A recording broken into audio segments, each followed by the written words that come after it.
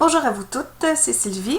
Donc, mon idée était de vous présenter un petit peu comment fonctionnaient les gabarits. Donc, la façon d'utiliser les gabarits sont pour nous aider à bien se retrouver dans les besoins. Alors là, ce qu'on voit présentement, c'est un gabarit au niveau du développement d'un objet d'apprentissage interactif. Donc, le nom du rédacteur et tout ça. Les activités, ça c'est toute une étape qui sûrement sera remplie plus tard. Ce que je voudrais vous présenter présentement, c'est vraiment pourquoi on utilise de tels gabarits et à quoi ils servent. Normalement, quand vous allez rédiger vos formations, c'est surtout Emmanuel et moi qui allons les placer dans page 1, courte description. Mais il n'y a rien qui vous empêche vous-même de le faire. Ça va vous aider à imaginer, page par page, qu'est-ce qui pourrait se passer. L'idée, c'est que si vous écrivez une formation, vous expliquez, bon, je veux que mon élève puisse se promener dans un centre de recherche d'emploi.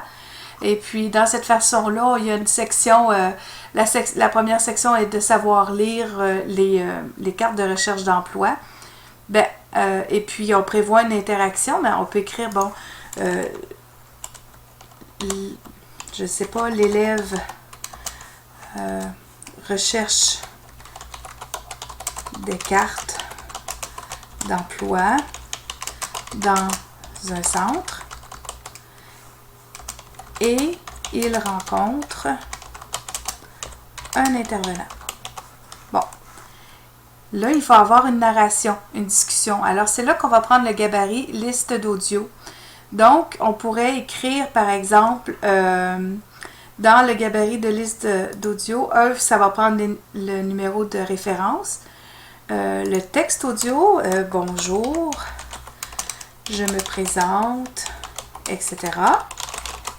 La consigne, on peut demander un jeune homme heureux. Excusez-moi, là, je fais ça vite, c'est juste parce que je veux vous expliquer un petit peu. Ici, on aurait le code du cours. Ça va rester à déterminer là, comment on va faire la nomenclature. Fait que mettons qu'on met le code. Les underscores, c'est important parce que ça facilite les recherches. Unité 2, j'écris n'importe quoi, là, juste pour qu'on puisse avoir l'exemple. Là, je prends ce code-là, je le copie, puis ici, dans ma trame, je vais le coller à cet endroit-là. Donc, on va savoir qu'ici, entre les guillemets carrés que je ne trouve pas, là, je vais mettre des parenthèses, mais c'est des brackets que ça prend. Là. Alors, après ça, on a le reste de la narration. Voir fiche de recherche. Puis là, après ça, on va mettre l'image de la fiche de recherche. Donc, c'est simplement un exemple de comment on pourrait apprendre à utiliser les gabarits Annie.